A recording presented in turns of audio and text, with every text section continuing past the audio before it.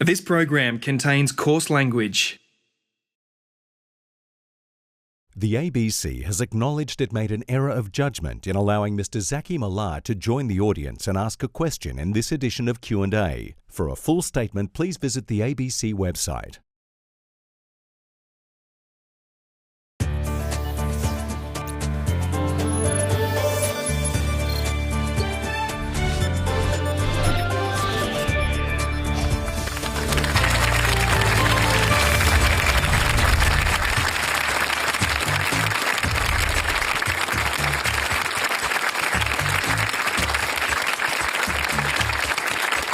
Good evening and welcome to Q&A. I'm Tony Jones and here to answer your questions tonight, Advertising Director Dee Madigan, the Parliamentary Secretary for Foreign Affairs and Trade Steve Chobo, the lead singer of Anthony and the Johnsons, Anthony Hegarty, American anti-poverty campaigner Linda Tirado, Shadow Minister for Agriculture Joel Fitzgibbon and Government Relations Consultant Graham Morris. Please welcome our panel.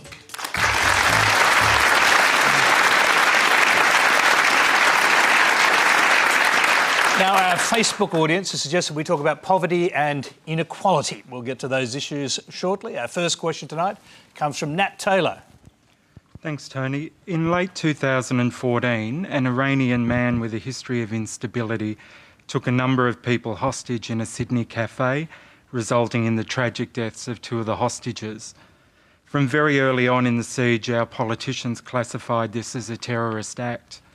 Since then, we've seen a white German pilot deliberately crash his plane with over 100 passengers and crew on board. He was described as having mental health issues. And a young white man massacre a number of black Americans during a church service, and this has been described as a hate crime. What is the difference in these acts, and why is it we only use the term terrorism in relation to non-white perpetrated acts of violence? Let's hear from our non-politicians first, and I'll start with Linda Tirado. Because we define terrorism incorrectly in most cases. Like, look, in South Carolina, right, this kid publishes a manifesto saying, I'm going to kill a bunch of people specifically to change the way that we do things and specifically to make a political change. And then he goes off and does it. And the American media is actually mishandling this horrifyingly. What we're seeing is people say, oh, he was misguided, right? We're seeing pictures of him from Christmas when he was 13 and adorable. That dude's a terrorist. That dude meant to do terrorism. That dude fits the textbook definition of terrorism. The reason that we don't do it is because racism exists. And that's an awful, awful part of the human condition, and it's one that we should absolutely be combating. But, you know, is it true? Yeah, racism exists. You're seeing it play out. You're seeing it play out in the media. I wish we would stop it. An awful lot of people around the world wish we would stop it. And let's get on it. Let's call it out when it happens. Linda, there's an online site we came across earlier today in the United States called White Terrorist Bingo, in which people compare the kind of statements made about white killers, white terrorists, if you like this Dylan Ruth, right, and people of other ethnic groups, and they cross them off and you get bingo. I mean, it's a pretty grim kind of remark, obviously. But it's almost like it's incredibly clear, and the only people that haven't figured it out are the people on TV that are refusing to call it what it is. Look, in America, I'm sure you guys have heard of Black Lives Matter, right? And everybody's aware of that movement. So when Michael Brown was shot in Ferguson, the quote that came from the media was he was no angel. He was stealing something, right? So this justifies the extrajudicial killing of one of our citizens. It does not. And the response that we've seen is that citizens are actually just saying, look, we're going to call it out where we see it because we have social media now, we have citizen journalism now, we have indie media now, and we are going to fix it wherever we can. And that's really what we're seeing here. More to the point, we have a responsibility to, if the Fourth Estate is going to abrogate the responsibility, and especially in America, to inform us about what's going on, we can damn well do it ourselves. That's what Twitter is for. Let me go to Anthony Hegarty. You're also living in the United States, born in Britain, but living in the United States. I mean, do you regard Dylan Ruth as a terrorist or something else? I don't really find the word terrorism very useful anymore. I feel like it's a word that we're being manipulated with, and you know, people tend to throw it around, tend to have an ulterior motive, and it's usually about, you know, a never dwindling set of civil liberties, like, you know, justice for the individual,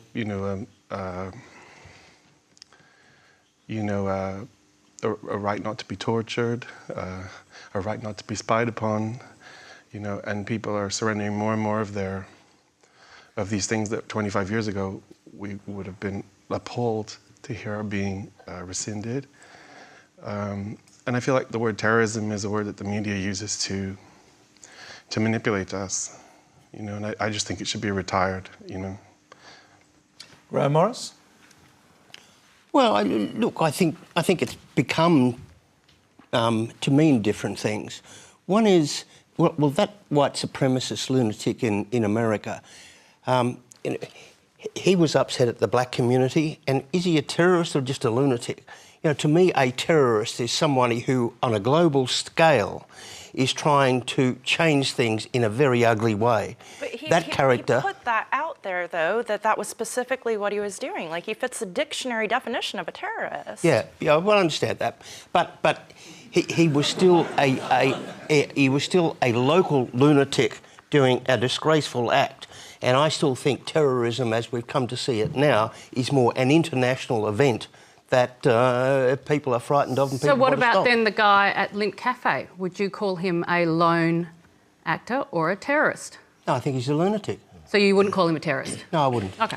What about you, Dee Madigan? Well, look, fear sells, which is why governments are very keen to use the term terrorism. We know that in advertising. If in advertising we do a thing called Maslow's hierarchy of needs, and you know that the closer you can get to the bottom of that triangle, the more likely you are to get people to buy something, and governments are selling themselves. And fear works particularly well if you're the incumbent government, because people don't like to change governments when they're scared.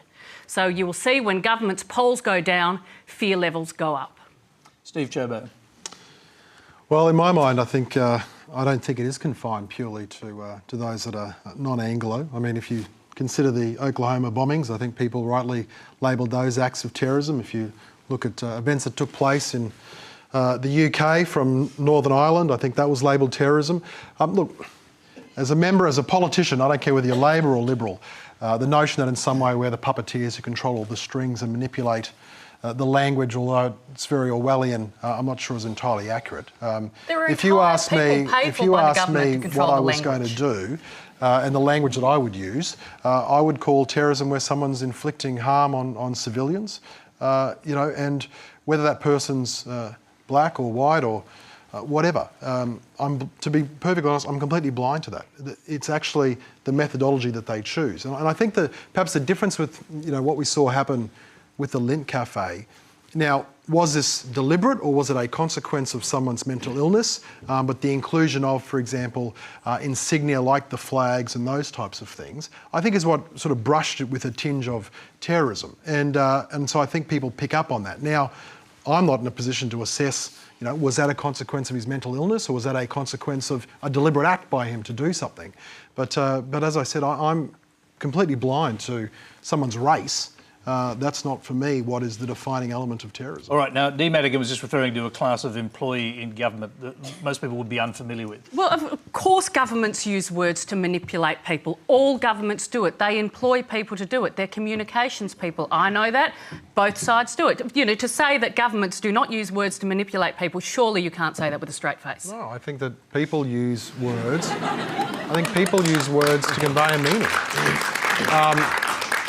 The simple fact is that people, in politics, the problem is that politicians are told, and again, it doesn't matter which side of the political divide you're on, you don't speak clearly, you don't speak in rational terms. I mean, the fact is that you try to convey a message.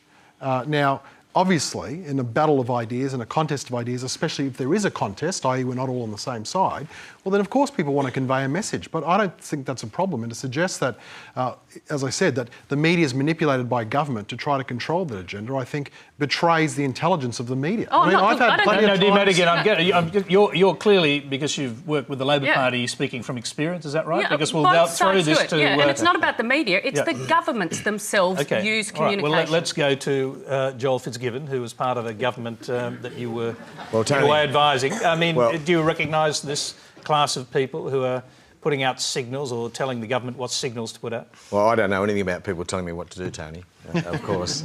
But I just want to say I think that's absolutely right to identify the different way people were treated. I too noticed that, particularly with respect to RIF. But, I mean, terrorism is a word. The fact is that both use very violent means to pursue a prejudice or an ideology. Whether we want to call them terrorists or not, it doesn't really matter. They should not be treated in a different way. And no one suggested Manmonis was mentally unwell. He just immediately became a terrorist. That's okay for the media to do that, but I get really concerned when that starts to extend to government, and I see government seeking to make political capital out of these events, and I think we're seeing that on a regular basis at the moment. And on Dee Madigan's point? Spin doctors? Well, of course, political parties have spin doctors in every country in the world, even in developing countries. I try not to be too guided by them, but they are a necessary part of the political apparatus. Let's go to a completely different subject, and we've got a question from Mark Bagshaw. Yeah, thanks, Tony. Poverty and social disadvantage are putting people's fire out in this nation. It's the insidious effect of social disadvantage that's keeping people out of our community. 45% of people with disability in Australia live in poverty. They're less than half as likely to participate in education and the workforce as any other Australian, despite the fact that they've been screaming from the rooftops for decades that they're ready, willing and able to do so. And we're seeing exactly the same dynamic being played out in every area of social disadvantage. At the same time, in communities all around Australia, we're seeing simple and great ideas being devised and implemented in those communities that truly value and believe in the capacity of every citizen. Dee, how do we sell the value of social investment to a population that already thinks they're paying too much tax?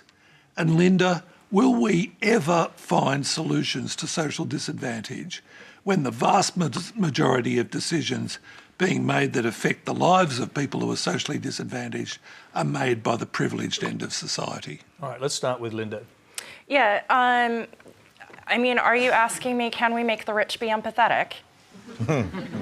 Partly, yes. Yes, we can. Now, so here's the thing. There are a lot of people in this world. There are a lot of people that are very wealthy. There are a lot of people that are very poor. In any group, you're going to have a few people that you really wish would stop talking and a few people that you really wish would talk more, right? We can't solve for assholery in the human race. It's almost a new word.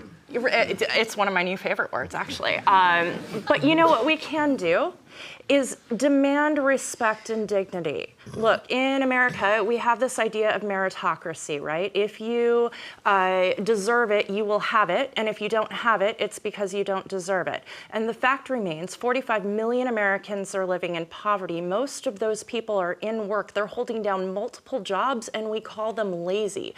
By definition, anybody who works 3 jobs is not lazy. And if you think so, I dare you to get out of your air-conditioned office and try it for yourself. So the question really that you're asking is, how do we make people see that? The way we make people see it is we refuse to shut up. And we keep saying, I am not lazy. I do not apologize. And when you ask me how I can justify taking government funds to feed my family, I'm going to ask you how you can justify taking government funds for your 3-martini business lunch and your tax deductions. I want to know where the moral difference is between welfare and corporate welfare, which we know costs us way, way more. I want to know how you morally justify the inequality in our society. I want to know how you justify treating other human beings and your countrymen this way. And I want to know how you justify knowing that there are people living in such terrible conditions in a country that you take such pride in. And I think that when we flip it around like that and we start asking, well, where do you get off saying that? It becomes just as uncomfortable for everybody. And then we have to find a solution, right? So if it's not just one segment of the country that's terrifyingly uncomfortable, if it's everybody having to morally reckon with the way that we're living, that's when we see the solutions. I don't know what they look like. You sound like you're almost talking about a moral revolution, the way you're describing it. No, I don't think it's a moral revolution. I think it's moral justice, right? I think it's a social dividend. I think that we all inherently contribute to a society. We all inherently participate in a society. And we are all equally human, regardless of the size of our bank accounts. And that if you want to say that you live in an egalitarian society, you have to provide equality of opportunity before you can start going around saying, well, you haven't done well enough. Well, if I haven't done well enough, then where was my opportunity? If you give somebody else a chance to go to college and you don't give me a chance to go to college, and then you say, why didn't you get a better job? Which I think we've just heard, right? Well, honey, it's because I didn't get to go to college because I was too busy working at Burger King. Supporting the economy, by the way, you're welcome. What I want to know, I want to know who they think's going to scrub the toilets. And if toilets need to be scrubbed, why can't we have jobs with dignity for the toilet scrubbers? Because, honey, there ain't nothing worse than that. There is no work harder in this world than cleaning a public restroom. Linda, before I throw to the other panellists, in order to, I guess, let the Australian audience know a little bit more about you and how you came to be this kind of voice, and I can't really, it's not fair to say this, but I'm going to say it anyway, almost a poster girl for poverty in the United States, in a kind of lead up to an American congressional election. How did that happen? Yeah, the 20-second I should say the first version. time I saw you was on a video where you were pulling wads of cotton out of your mouth and sort of showing people how you covered up the holes in your teeth. Yeah, if you ever want to give up any chance of getting laid in future, be a 31-year-old woman that pulls your teeth out on the internet. So really, no, I wrote a comment on the internet. Somebody said, I saw somebody with food stamps and an iPhone, with benefits and a nice phone. How do you justify that? And I said, screw you, don't get to ask that because you don't live my life. You don't understand the economic qualifications. You don't know what depression is like. You don't know what it's like to never have a vacation coming, not a single day off in your future. And that went like kind of super viral. And then I wrote a book, and now I'm in Australia telling jokes on TV. Graham Morris, I'm going to go to you to... You can reflect on what Linda has been saying. I noticed you listening very carefully there, but also the question was a pretty profound one from Mark Rachel. It is, and it's hard. You can't pass a law that eliminates poverty and disability. But I just don't accept this argument that the politicians don't care, the business community don't care. There's some business people out there doing some fantastic stuff. And look, I do understand, but I've been around prime ministers and everyone else, and they have their head in a wet paper bag thinking exactly what you're talking about. Hence, we have the disability insurance scheme and many, many other things. And one of the most powerful things anyone had ever said to me is I just got $6 million for an organisation, and it looked after people with mental disabilities. And this little lady came up, she was about 70 or 80, and she had two sons, really big men, with the mental capacity of about a 7-year-old. And when Mum left the room, they panicked. And she came up to me and she said, Mr. Morris, thank you for getting us the money, but tell me, when am I allowed to die? And you think, what happened to those men when Mum died? And when Mum dies, and it was the most powerful thing anyone had ever said to me. And look, you've got me, and there's a hell of a lot of people in your corner trying to do the right thing. It's taking time, and we'll never get to where you want to be, but there's a lot of bloody good people out there trying to help. I'm going to go to Dee Madigan, because there was a question couched in there for you. How do we sell the value of social investment to a population that already thinks it pays too much tax? I think when you try to sort of explain that to people, what happens is you get shut down with, well, you're indulging in class warfare. But you know what? There is a class war going on out there, and ordinary working Australians are losing it. So Linda is absolutely right. It's about standing up. And when a government says you've got to have a go, what they're saying is if you're not successful, it's because you're not having a go. And that's bullshit. Okay, so what we need is people to stand up and say, I am having a go. But what we need to understand is not everyone is starting from the same starting point. So unless we are investing in public education, unless we're investing in public health, we will never get anywhere. And I'll bring in Anthony. I presume you recognise the America that Linda is talking about? Well, I feel like, it's sort of like the idea of convincing people to care about the poor. It's kind of a joke because, the system to deprive the working and middle classes of their entitlement, was very carefully designed and has been implemented over the last 25 years, 30 years. It started with trickle-down economics of the Reagan administration, and it's like, this shit was like really carefully masterminded. So don't think that, for us to come begging with a cup now and to try to convince them to do the right thing, it's like, to expect to say, oh, a couple of businessmen are doing the right thing, we can laud them because they're philanthropists, when in fact they should be being preemptively regulated and they should be giving a giant portion of their corporate profits to social programs, and we shouldn't be relying on private charity. That's what's paralyzed America. It's this whole hoax that we can take everything away from them that they should naturally be entitled to and then give it back to them as charity, and then we'll pat ourselves on the back for feeling good about giving it to them. And, it's just a smokescreen. Steve Chobo. I'll just preface coming to you. There was an ACOS report out today about inequity in Australia. Concluded it was higher than in most OECD countries, but actually less inequality than in the United States. But here's one of the things. The top 10% of the country had a wage growth, I'm talking about the top 10% of earners, had a wage growth of 28% in about 10 years. The bottom 10%, 3% wage growth. Does that signal to you a kind of deep inequity and somehow buried in the society? Well, I think we have a classic example of statistics and lies and statistics, as they say. My issue with the ACOS report is if you look at other reports, the OECD recently had their data used by Credit Suisse, who looked at inequality around the world, the World Wealth Report. And that demonstrated that Australia actually was travelling really well. And in fact, if you look at the median point of wealth, Australia has the highest median point of wealth in the world.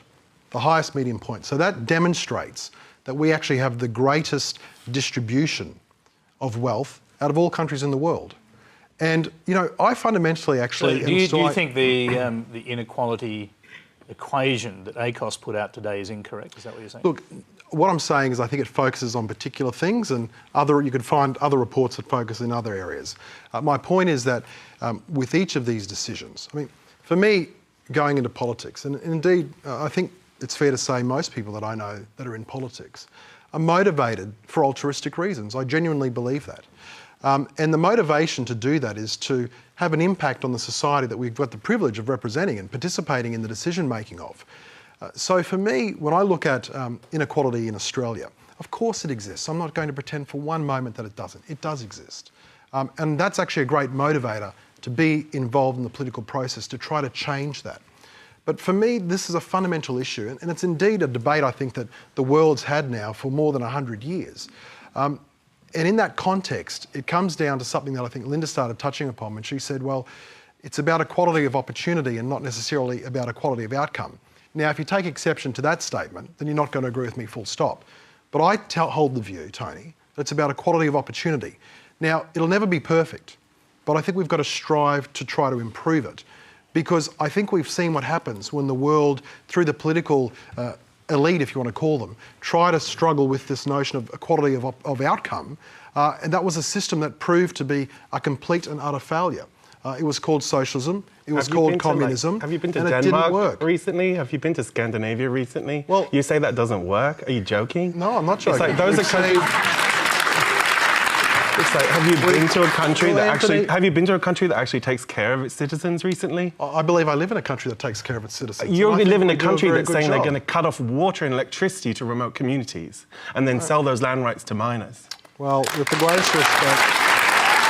Okay, that is an issue. I'm going to pause it there because that's an issue we're going to come to in a minute. But I just want to hear from Joel Fitzgibbon to get the other side of politics, because that ACOS report, that covered a period which spanned both coalition and Labor governments, and the inequity did not stop under Labor governments. Although, Tony, I'm pretty sure there was a report suggesting that Australia was one of the few, if not the only country that reduced inequality during the global financial crisis, which that was is the Credit Suisse report. Huge achievement. Thank you.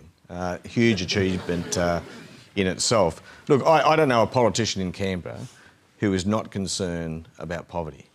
It's just that we have different ideas about how we tackle it. Now, when I hear people say equality of opportunity, I find it's usually code for it's their fault. And if they were just having a go, they wouldn't be in these circumstances when, as we all know, nothing could be further from the truth. So I'm about giving them a leg up, giving them every opportunity, understanding that their opportunity begins at the earliest ages in the family home, and giving them every opportunity. Unfortunately, others think that, pushing them off welfare payments, cutting public education, cutting university funding is the secret to success, and I don't think they could be more wrong. So we do pretty well in Australia. By international standards, we have low rates of poverty, and probably our inequality is not as vast either. But Joel, you were part it's of not a a comparison. You were part of a government that cut it's not about $4.5 comparing billion ourselves from with other tertiary countries. institutions. It's about just looking in our own backyard and continually striving to do better. And if you look at the Liberal government's last budget, under that budget, the poorest people in Australia will be about 20% worse off. The wealthiest people will be about 4% better off. Complete rubbish. That is not rubbish. The problem is, The IMF that there's all sorts of statistics, and again, we get to this issue. This is your own all government sorts of modelling. Statistics. No, it's not. No, it's not, Dean. Don't pretend that it is. It is. And the problem, Joel, with what you said is it's soaring rhetoric and it sounds great, but you were part of a government that actually, in my view, committed one of the greatest examples of inequality that exists. Because you spoke about tertiary institutions, you hacked about $4.5 billion out of funding to universities. But more importantly than that, what your government did was make sure that the next generation of Australians, the kids today, will have to work harder and longer to pay back the debt that your government amassed to pay for today's spending. So I didn't think there was any debt and deficit crisis anymore. I Well, think you mate, changed that narrative. let me tell you. I thought it was last budget story. We're spending $1 billion a month. $1 billion a month right now paying interest. You know, our debt as a percentage of $1 billion of GDP debt right now is paying one of the interest. lowest in the world. All right, now I'm going to say, It's I'm question going to time. just put a pause on both the politicians. We've heard this story before. Yes, Anthony, you want to say something? Go. Well, you guys are welcome to let these people turn your country into the United States, but you don't want it. I'm telling you. You don't want it.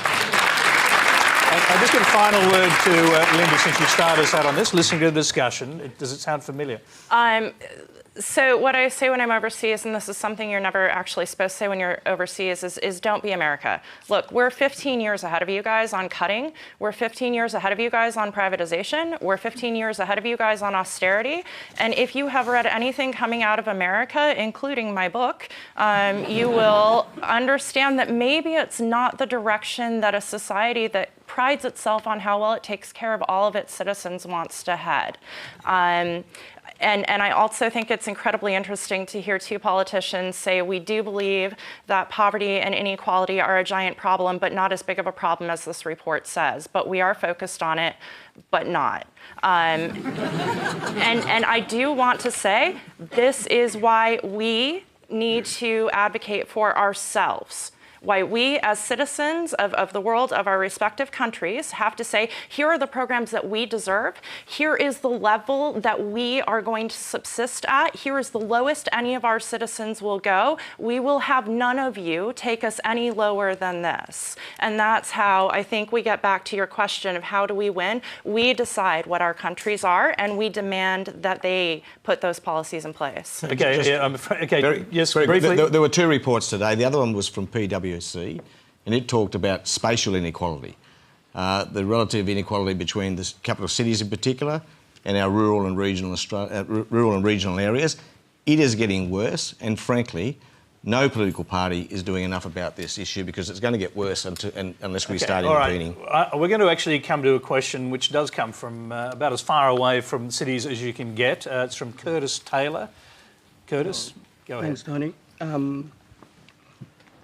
I travel here with my family from the Western Desert, and my question to the panel is, there's been huge momentum around the Recognise campaign and changing the Constitution. What we want to know is, when are we going to talk about changing the Native Title Act? Because for us, the problem is native title is not land rights. We have native title over our country, and we've been forced to negotiate with mining companies like Cameco over the Kintyre uranium project and Rewards Mineral over the Lake Disappointment, Gumbubindil. Both mining projects we don't want on our country, but we have no rights to say no to mining under native title. When will Australia start talking about changing the Native Title Act and getting real land rights for Indigenous people? I'm going to surprise the audience. Thank you. I'll start with Anthony Hegarty on this because you've made a kind of, I guess, best to say, a spiritual connection with the Madhu people, and you are here in Sydney with them at the moment. So maybe you can start us out on this subject. Well, I think it would be great if they answered the question first. Yeah. Let these guys answer their question. All right, well, we can start on the question of why. We'll go to Steve Chobo first, if you like, and then you can respond afterwards. So, Steve Chobo, the question was, under native title, why can't you say no to a mining company, in this case a uranium mine? Well, I think, look, I don't know all the ins and outs of the example, but I know a little bit about it. And my understanding is that there's a thing called an ILUA, Indigenous Land Use Agreement, that has been agreed, and correct me if I'm wrong, but my understanding, it's been agreed between the Western Desert Aboriginal Corporation, who I understand purport to represent the interests of that part of Australia, who have agreed to the project going ahead. I think, to take it back to first principles though, it's a fundamental aspect in terms of whether it's Indigenous affairs or whether you're a non-Indigenous Australian, that there is an opportunity for mineral rights and resources to be exploited, to be dug up and exported and those types of things. But my understanding here, and I respect your point of view, but my understanding is that the peak body for that area, that is the Western Desert Aboriginal Corporation, have agreed through an Indigenous land use agreement for the mine to go ahead. So, is there a right to say no under native title? Just a fundamental question. Well, I'm not an expert. I'm not actually sure whether there's a fundamental right of veto or not. What I do know is that, of course, there's got to be an ILUA in place. You've got to get agreement of people. Now, whether or not, in the absence of an agreement, that's separate to saying no, but in the absence of an agreement, whether or not it can go ahead. Come on, but you really don't know the answer to that question. I'm honestly, you knew the answer to the first half of the question really well. You don't know the answer to the second half? Do they have a right to say no? Joel, help me out. Do you know the answer to the question? No, I'm not sure either. I'm scrambling, but I will pose this proposition. No one with real property rights, in New South Wales at least, has the capacity to reject the extraction of the mineral wealth below the surface. So I would expect, therefore, that nor would those holding native title. And I think Steve's absolutely right. The project couldn't possibly proceed without a land use agreement with the Indigenous people, so I assume there is one. Now, whether or not the people who struck that agreement represent all of those who they seek to represent is another matter. Graham Morris, want to get in there? I heard Anthony on this morning on radio, and there was something in the back of my mind that went ding. The Matu people, actually, the community, actually did sign an agreement a couple of years ago, and I remember it. I thought, oh, fantastic. The Matu people are going to get some real benefit for their kids and grandkids out of this uranium mine. But I think it's the worst possible thing to happen if you have your community, Curtis, split. It's the last thing you really want with Canberra or mining companies or anything. You really have to speak with one voice. And at the moment, I'm not terribly sure that that's happening. Anthony. Yeah. Yeah, maybe we could ask them about their experience, you know? Sure. Well, I'm happy to. Curtis, could you answer that fundamental question? Is the community divided over this issue? Well, Woodlack Western Desert Land Aboriginal Corporation is made up of different Madu from different parts of the country. Madu people are made up of 9 different language groups, and that's what the committee is made up of.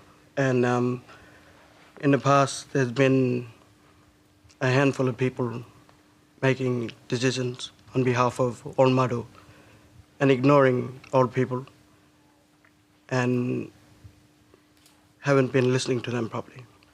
So Madu haven't been speaking with one voice because of that. And now we're coming out and speaking with one voice now about Kintyre and Kumbubendil, Lake Disappointment, and saying no deal. Anthony, I'm going to bring you in here and ask you how you got involved in this, because we know you as a singer, obviously, but this is a new side of you. Very few people would know you've spent time with the Modu people. So how did you get involved, and what's your understanding of the situation? Well, I would just add to that from the side of corporations and business interests in general. It's the oldest. It's the story as old as the hills. It's the story of the the virulent consumption of North America. Is to manipulate, to divide and conquer Indigenous people, create a cloud of confusion, and then rush in and steal the spoils during that window of opportunity, and then it's too late to go back. These kinds of damages that you're proposing, that the companies that your party represents are proposing, are irreversible, and they affect the most pristine lands on this continent, in some of the most beautiful places in the world, and they affect some of the most plugged in, spiritually aware, and forward-thinking communities in this country. The Indigenous people of Australia are one of our most precious resources in terms of being a people that have an almost unbroken story that goes back 60,000 years of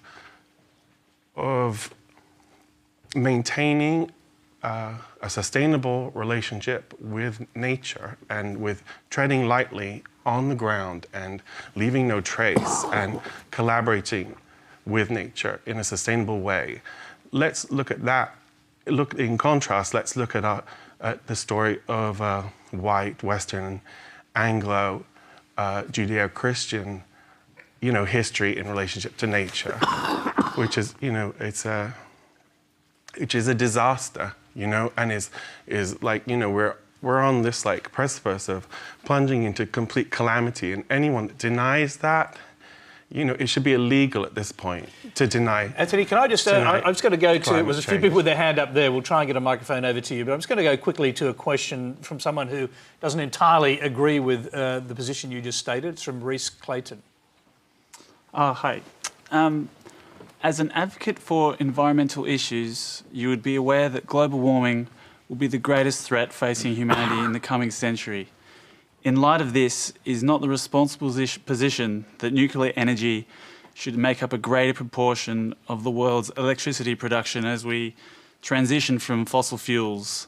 As Australia has some of the largest uranium deposits in the world, is it not our moral obligation to export more uranium in order to make alternatives to fossil fuels more viable? Moral obligation. You got 2 claps. And you've got 2 claps, and why don't you ask Germany if uranium mining is the way forward? Why don't you ask the companies that are investing so much money in renewable energy? That's the way forward.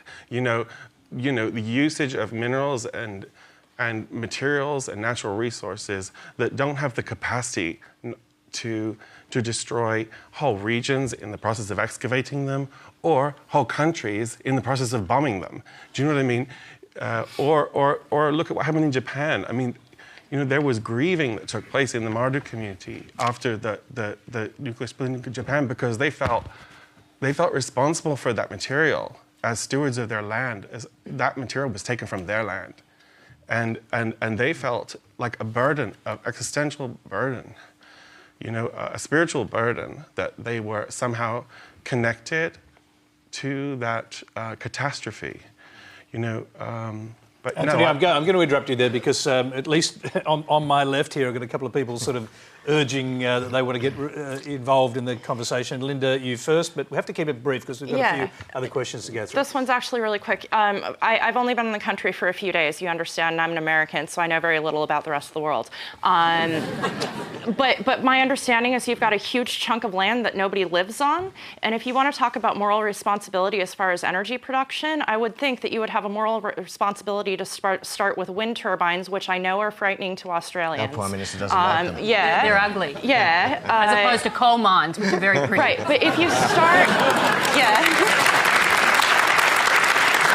I think that if you start with wind and solar, and then you look at what else you need to do after that, that would be your moral obligation. You don't start with the most potentially dangerous and then move on to the most innocuous. Okay, right? I'm going to quickly go to Graham, because you were doing quite a good impersonation of steam power there. It was coming out of your ears.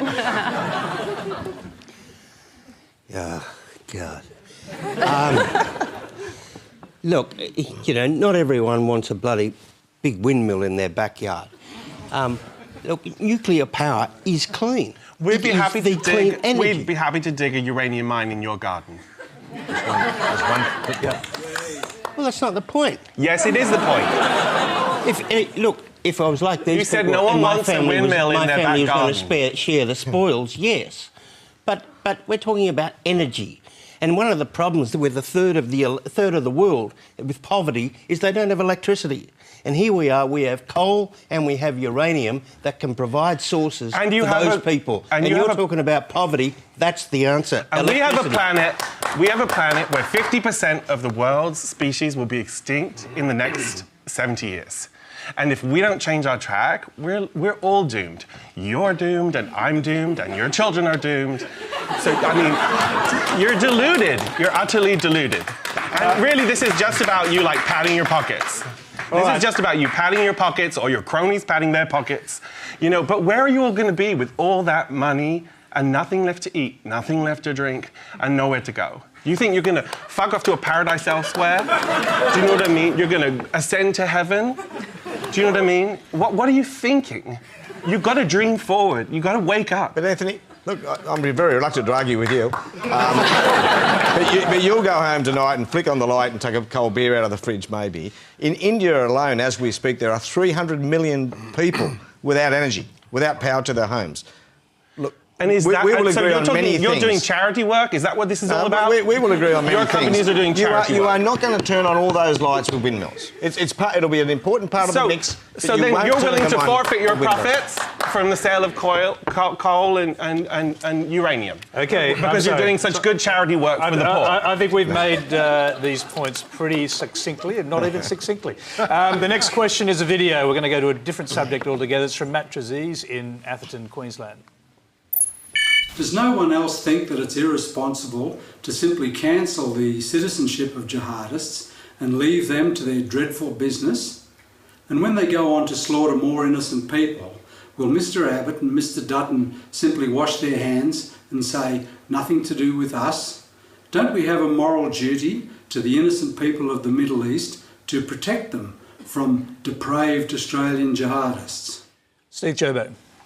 Look, absolutely we do. And in that respect, the government, and I think it's reasonable to say with the support of the Labor Party, is doing what it can to prevent people from leaving Australia in the first place. We've seen many examples over the last 12 or so months where we've been successful in preventing people from leaving Australia and becoming more radicalised, dare I say battle-hardened. and that's a major problem for us. What we're talking about... You know about, what that person's clearly referring to. Well, that's what I was about to say. Citizens. Then we Okay, talk to those that are already abroad, those that have already gotten out of Australia, slipped the net, so to speak. This is where the government and the Labor Party are not in unison. The government's made it crystal clear that if someone goes overseas, participates with a terrorist group or a terrorist organisation, in our sense, it is no different to the old act of treason. Yes, it's not a nation-state army, but it is effectively an army that's willing to fight against the values that Australia cares about and wants to protect. So we've said in that case, if someone's a dual citizen, we don't want them back. We do not want them back in Australia. We'll revoke their citizenship. Labor has a different point of view. We've heard from the Shadow Attorney General that Labor wants to bring them back into Australia. And I presume, Joel could probably clarify, but I presume to go through a criminal court process or something like that. And that is the fundamental point of difference. So does that then exclude anyone labelled as a terrorist in Australia? You won't be taking away their citizenship? This is for those that are abroad. So what we've outlined, and obviously the Minister would be in a position where... So these laws would never be used for anyone in Australia accused of terrorism? Well, this is... strip them of their citizenship and banish them from the country? Well, I mean, to be honest, I would be happy to do that. I would be supportive of that effort as well. But what we'll look at is, and for those that are already abroad, is to look at this person, this individual, use intelligence sources to assess what they've been doing. And it's not just Australian sources, it's also obviously other sources. There's also NGOs on the ground, there's foreign governments. There's a big web of people that are involved in making an assessment. The Minister would then take the decision. Yes, this person's been involved in a terrorist organisation. Yes, we will revoke their citizenship. And on that basis, they will be denied entry back into Australia. And is there going to be any, you obviously know, you've been briefed presumably, is there going to be any form of significant court process involving judges and lawyers that can challenge the taking away of someone's citizenship? So the Minister's decision will be reviewable by the judiciary, yes. In what sense? How would that happen? Well, look, I'm not the Attorney-General, so I'm not going to go into the full details. I know that there is a process there for judicial review, and I think that that's appropriate. But I think there's additional safeguards as well. The additional safeguards, Tony, are the fact that we operate in a parliamentary democracy. Every parliamentary sitting day, there's question time. There's leaks to journalists. There's all manner of different mechanisms available that puts pressure through from Senate estimates to question time to leaks on ministers. I thought the new security laws was dealing with leakers and so on, including journalists. As far as Don't Be America, let's not rely on leaks from journalists to set national security policy. Just really quick. Or rely on politicians to decide what really should be decided in court. I feel like if your policy is, well, we're going to leak the important things that we don't want to admit to, just so that everybody's aware. No, but I think the point's more fundamental. I understand Labor's position. I'm not pretending I don't understand their position. Labor's saying, if you want to, before you can do that, you've got to bring the person back into Australia and then we put them through a court process. OK, well, let's find out if is that Labor's position, Joel Fitzgibbon, first of all. No, it's not, Tony. But it was a very good question. It's common sense to people. People are asking themselves, well, what's better for Australia? To leave them over there to do bad things, maybe to Australian trips, for example, or to bring them home? Well, you know, we support the principle that the government of the day, the minister, with judicial review, should have those various tools available to him or her. Now, it may be that the government will decide to allow someone to come back if they believe it's their intention to come back. In other circumstances, they'll make a different decision. So I think we've got to be careful. If you take away someone's citizenship, you obviously couldn't allow them to come back to the country. Well, look, young radicalised men, in our case, men only so far, I believe, will do one of three things. They'll go to the Middle East to die, to the Middle East to stay there alive, or with every thought of coming home. And there'll be a mix of those. This, with proper judicial underpinnings and review, would give security agencies the opportunity to advise government, which would be the best option.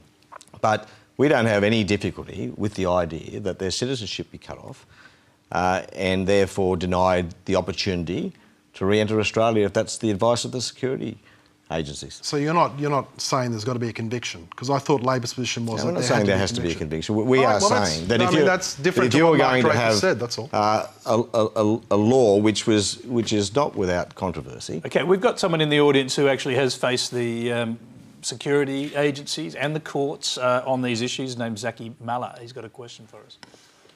As the first man in Australia to be charged with terrorism under the harsh Liberal Howard government in 2003, I was subject to solitary confinement, a 22-hour lockdown, dressed in most times in an orange overall and treated like a convicted terrorist while under the presumption of innocence.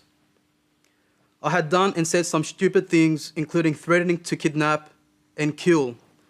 But in 2005, I was acquitted of those terrorism charges. Question to the panel: what would have happened if my case had been decided by the minister himself and not the courts? Steve Chobo.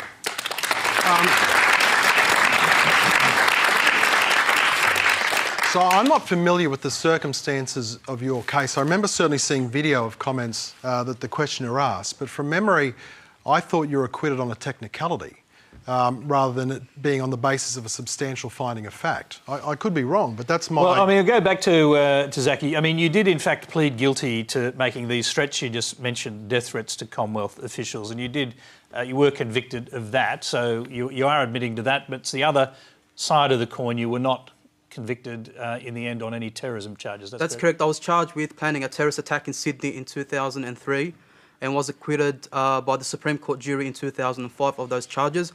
However, as a plea bargain happened, I pleaded guilty to threatening to kill ASIO officials. Okay. I got to tell you, Tony, my understanding of your case was that you were acquitted because at that point in time the laws weren't retrospective.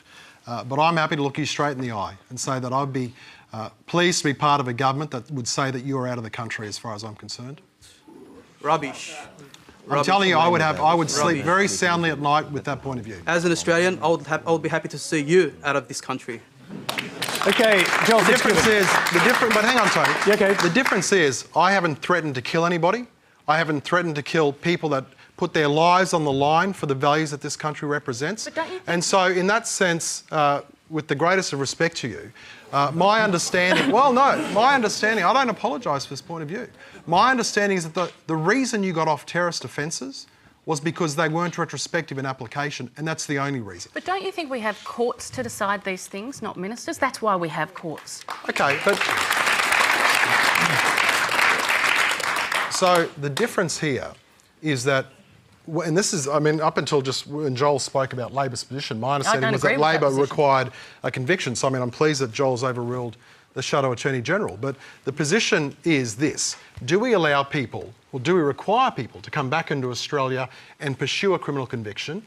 Or do we say, no, a minister can do that based on intelligence advice, based on the advice of others, subject to, as I said, the rule of parliamentary democracy? So what you're saying, though, is a minister can get rid of someone's citizenship and then they have to appeal to the courts to get it back. I mean, they're using the appeal process to prove their innocence. Do you not think that's skewed on the head? I think that that's a fundamental principle of putting safety first.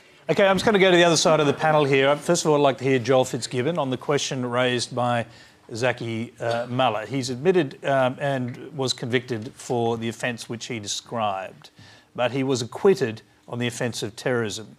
Now, Steve Chobo here says, well, that's because it wasn't retrospective, or the laws weren't retrospective in those days. But he was found innocent in the Supreme Court of that particular offence. What do you say? And his main point, correct me if I'm wrong, is that you were detained over a protracted period. That's your main contention. Well, I was at Goulburn Supermax for 2 years waiting for trial, and then eventually the Supreme Court jury acquitted me of those charges. So we've just heard one side of politics say that for the offence committed, they believe, Steve Chobo believes, he should be banished from the country. What do you say? Well, I'm not familiar with the details of the case, so I'll be very careful. But I think we're talking about two different things here. We've moved away from citizenship. The issue here is whether the Parliament has legislated to deal with a pretty serious threat, that is terrorism, in a way which starts to impinge on civil liberties. So what the Parliament has basically done is push the balance and determine that if there's doubt, we're going to hold this person longer than we were ordinarily able to do in the past. And the Parliament, or the government of the day, I'm not defending John Howard, but the government of the day has decided that the threat was so great that it was necessary to impinge on those civil liberties. So they're different questions. Now, we can debate all night about... Well, the question that he actually asked was whether you'd be comfortable with the minister making the decision, not the courts. No, I wouldn't be comfortable with the minister making the decision. What I am comfortable with... Doesn't that contradict what you just said? No, because what I am comfortable with... As long as they're out of the country, the minister can make the decision. Is the government submitting legislation to the Parliament, legislation which is subject to independent review by the relevant parliamentary committee, which has been doing great work to keep a check on some of these more recent attempts to change legislation. And then after that, the law being changed, if the Parliament deems it acceptable, to push the balance, the pendulum back away from civil liberties to ensure that we avert terrorism attacks in this country. Now, again, people will have strong views about that, but me personally, if it means saving one life, I'm more open to pushing the envelope on civil liberties than many others in the room would be. Graham Morris. We're jumping a couple of shadows here. While we've been meeting, the Cabinet has been meeting. The party room will talk about this tomorrow morning, and there will be, despite de-Googling all over the place, there will be, the court will have a role in all of this. But, you know, spare a thought for the legislators. You know, some of these people are going overseas to be trained to be killers.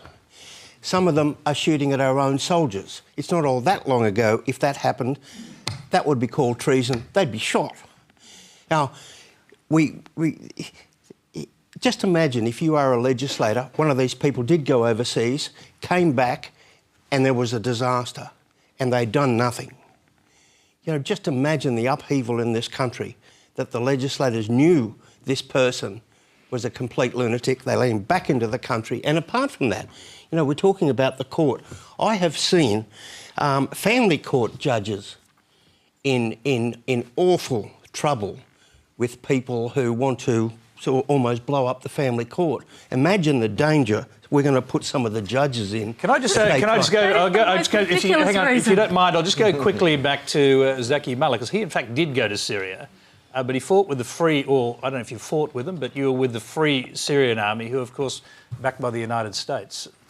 I didn't fight for the Free Syrian Army. I went there to meet the Free Syrian Army and go to the front lines and see what the war was all about. And I had recorded all my experiences in Syria, and it's all been you know, uploaded on YouTube, so it's all there. But I went to Syria to experience the situation for myself and why the uprising had begun. But I just want to say a comment before this little discussion ends, is that... If you're quick about it. Yeah, sure. The Liberals now have just justified to many Australian Muslims in the community tonight to leave and go to Syria and join ISIS because of ministers like him. OK, I think that's a comment we're just going to rule totally out of order. I'm sorry about that. We're just about to end the show. I don't think there's really much more to say at this point. Steve, do you want to respond to that quickly? Well, I mean, look, I stand by what I said. As best as I know, you know, your circumstances, the comments you've made, the threats you've made that you've pleaded guilty to me, more than justify the concerns that the government has. And, you know, I think that it is very wrong, frankly, for you to portray the Muslim population as all being incentivised to do those things. Because, let me tell you, I know a lot of Muslims, they're very good people, and I think that they would be recoiling at what you just said. OK. Now, I'm sorry we've just gone over time, so sorry to do this, but that's all we have time for tonight. Please thank our panel: Dee Madigan, Steve Chobo, Anthony Hegarty, Linda Tirado, Joel Fitzgibbon and Graham Morris. Anthony, that's your cue.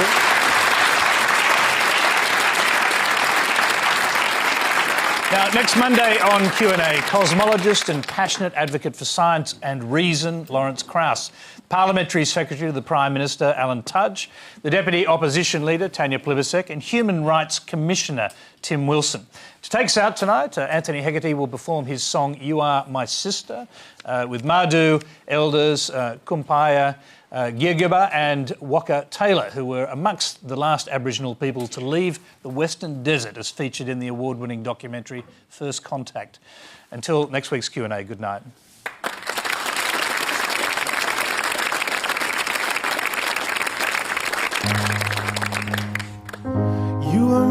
sister, we were born so innocent, so full of need. There were times we were friends, but times I was so cruel. Each night I'd ask for you to watch me as I sleep. I was so afraid of the night. You seem to move through the places that I feared. You lived inside my world so softly, protected only by the kindness of your nature. You are my sister, and I love you. May all of your dreams come true. You are my sister, and I love you. May all of your dreams come true.